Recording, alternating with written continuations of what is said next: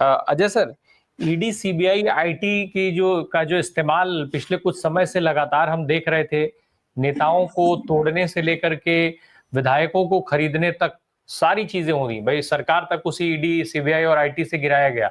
अब इनके धार जो है वो कुंद हो गए थे। ईडी को सुप्रीम कोर्ट ने जबरदस्त रूप से लताड़ लगाई कि तुम सुपर कॉप बने हुए हो। खैर, अब सीएजी नया हथियार बनेगा, खासकर जहां भी गैर भाजपा शासित राज्य हैं।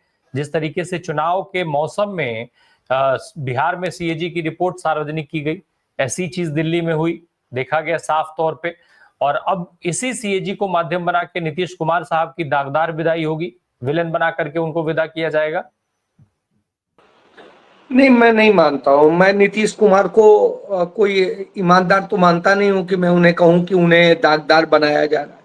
ये फैक्ट है, और जो फैक्ट है वो दागदार बनाने जैसे तो हो नहीं सकते। मैं आता हूं, आप क्यों सोचते हैं कि ये लोग ईमानदार हैं? ईमानदारी यदि होती तो पिछले साल का ही आप देख लिए, 2024 में कितने पुल टूटे थे उसी बिहार में।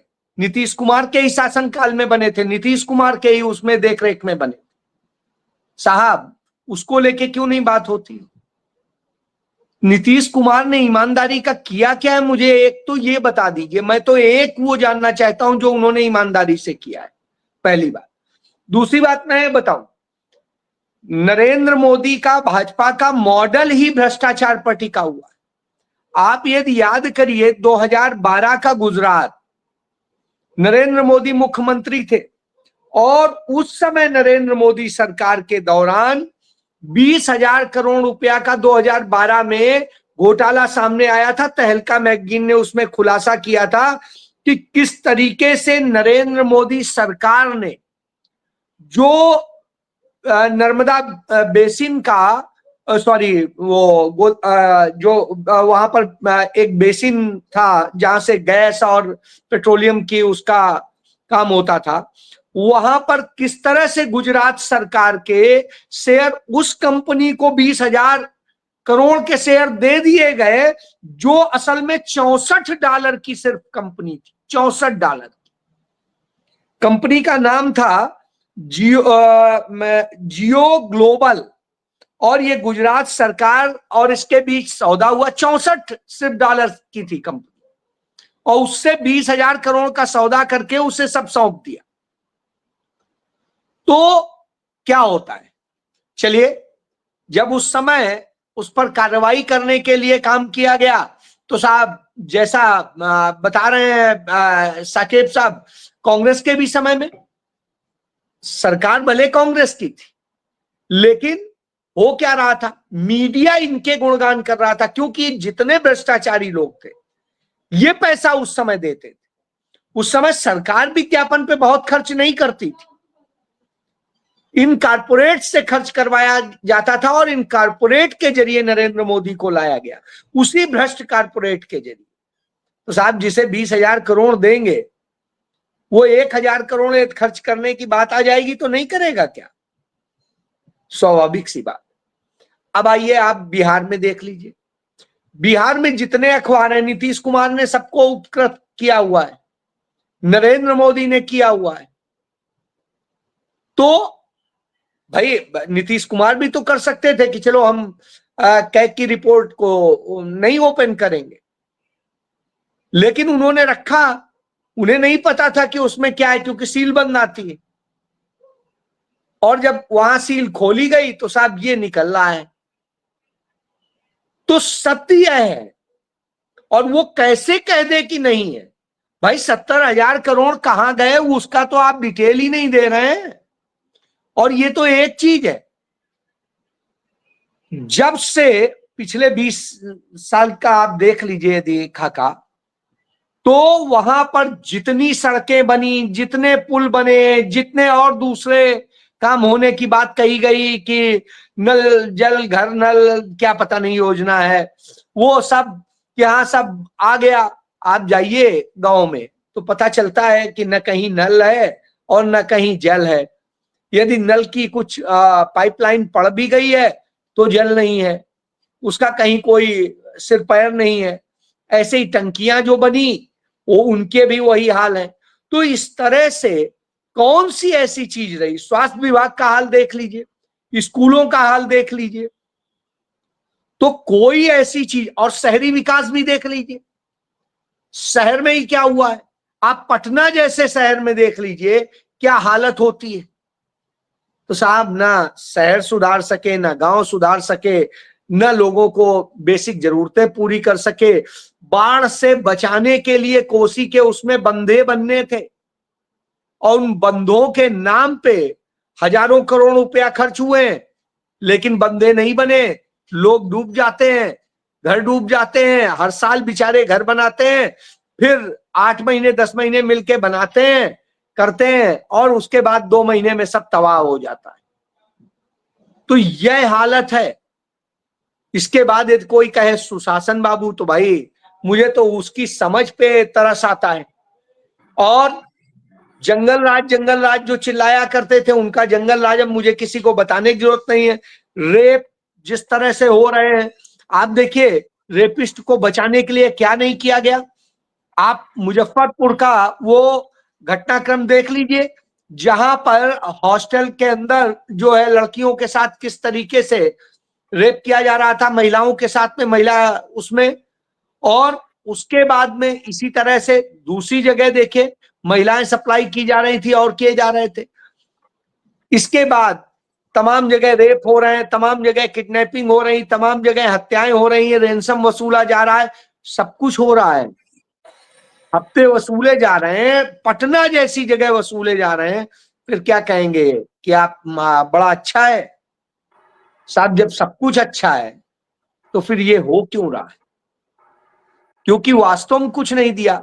आप याद करिए, जो बिहार में इंडस्ट्री लाने और सबके लेके तमाम ड्रामे किए गए थे, उन सब में करोड़ों रुपया खर्च किए गए, और नतीजा क्या है? कुछ भी नहीं आया है। पुरानी जो मिलें थी वो भी बंद हो रही, बंद होती चली जा रही। पर्यावरण वैसे बिगड़ रहा है, तो ना आप पर्यावरण बचा पा रहे हैं, ना इंडस्ट्री बचा पा रहे हैं, ना दूसरी चीजें बचा पा रहे हैं। तो पैसा कौन कमा रहा है? पैसा सूदखोर कमा रहे हैं। पैसा वो बनिए कमा रहे हैं जिन्होंने लूट करके दूसरे तरीके से लोगों को करके भरा है, और उनसे आके अब ये माफिया, जो छोटे छोटे माफिया हो गए, वो वसूल रहे हैं। ये खेल चल रहा है, हत्याएं की जा रही, सरेआम आईसीयू में घुस के हत्या की जा रही हो, और आप कहें सुशासन है। तो साहब भैया, ये सुशासन नीतीश को मुबारक, नरेंद्र मोदी को मुबारक, मुझे नहीं लगता कि जनता ये चाहेगी। जी बिल्कुल।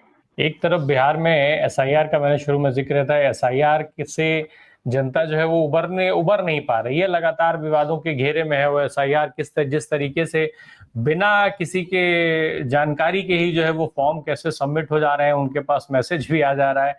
इस तरीके का एक चमत्कारी खेल वहां पर चल रहा है, एक फर्जीवाड़ा जिसको कहा जा रहा है वो चल जो रहा मैं है। गुजरात वाला बता रहा था, वो है 2003 में कृष्णा गोदावरी बेसिन में गैस ब्लॉक की जो हिस्सेदारी थी, वो हिस्सेदारी नरेंद्र मोदी ने मुख्यमंत्री बनते ही बेच दी थी। उसी $64 की कंपनी को बेच दी थी 20,000 करोड़। अजय सर, जिस तरीके से अभी स्थितियां हैं, पहले लगातार जो है मर्डर पे मर्डर होते रहे, इस हम पिछले कुछ दिनों की बात अगर करें तो, और अभी उस जैसा जिक्र कर रहे थे सकेब के 80 से ज्यादा मर्डर, तो मर्डर बहुत सारे हुए एक के बाद एक, लगातार जिक्र नहीं हुआ, प्रधानमंत्री मौन रहे। अब वो जंगल राज नीतीश की सरकार को दिख नहीं रही है, और उनसे जुड़े जो लोग हैं, जो मंत्री हैं, मैंने जिक्र ही किया कि लल्लन सिंह को ये कहीं से अपराध ही नहीं लग रहा है, उनको ये आपसी विवाद लग रहा है। और अब ये वित्तीय घोटाला, नीतीश कुमार, अब ठीक है वो जो भी पहले क्या कुछ रहा, लेकिन बिहार के अंदर उनकी एक जो छवि बनी वो यही बनाई गई सुशासन बाबू की, बहुत ईमानदार, परिवारवाद नहीं, इत्यादि इत्यादि। कुछ इसी तरीके की कोशिश राहुल गांधी को लेकर के लंबे समय तक भाजपा और संघ करती रही। वहां तो दाल नहीं गली, वहां तो कामयाबी हासिल नहीं हुई, लेकिन विदाई से पहले, फेयरवेल से पहले यहाँ पर हासिल हो जाएगी, यहाँ कामयाब हो जाएगी भाजपा की नीति।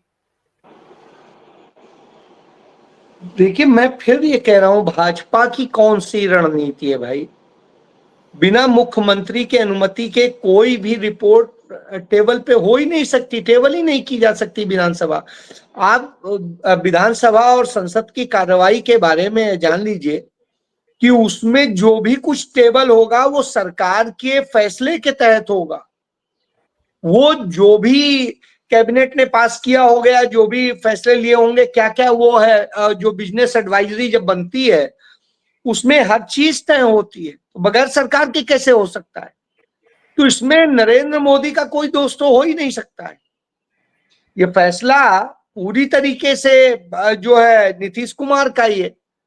अब उसमें क्या है और क्या नहीं है, उन्होंने वो रिपोर्ट रखी, क्योंकि अंततः रखनी होती ज्यादातर 99% रखी जाती है। 1% आदमी इग्नोर करे, उसके पीछे तमाम ये दलील दे कि अभी हमने उस पर जवाब दिया है, जवाब आया नहीं है इसलिए हम नहीं रख रहे। टेक्निकली उसको आप समझिए पहले। तो रिपोर्ट कोई भारत सरकार ने नहीं रखी, रिपोर्ट नीतीश कुमार रख रहे हैं। यदि नीतीश कुमार रख रहे हैं तो नीतीश कुमार जवाब दें, उनके मंत्रालय हैं, कहां गए पैसे? तो जवाब तो उन्हें देना है।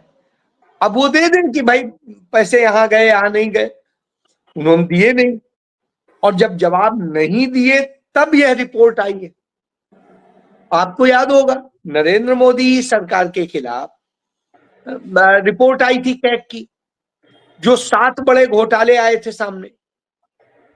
अलग की बात है कि नरेंद्र मोदी ने बाद में उन सारे अफसरों को वहां से हटा दिया और सब कुछ कर दिया, लेकिन उस समय तो उन्होंने रिपोर्ट दी कि जो सड़क मैक्सिमम 18 करोड़ में बननी थी वो सड़क 250 करोड़ में बन रही है। तो वो द्वारका एक्सप्रेसवे गुड़गांव से आप चलिए आगे, आप देखिए क्या हालत है, और अभी बारिश के दिनों में उसकी क्या हालत हुई है।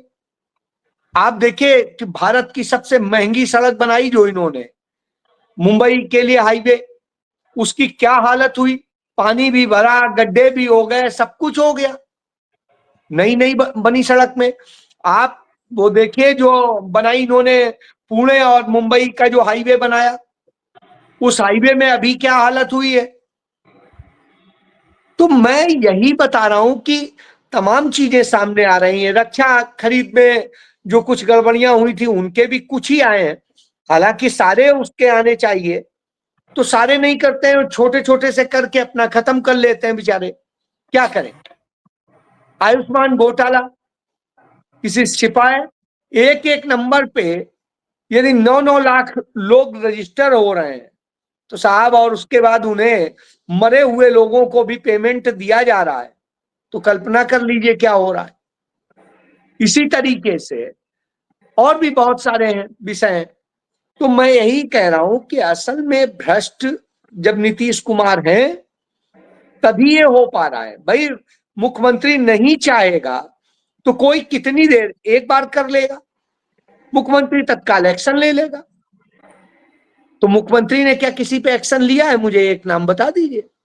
नहीं लिया है। तो जब नहीं लिया है तो इसका मतलब है कि उनका संरक्षण, उन्हीं के संरक्षण में सब हो रहा है और कुछ नहीं। जी।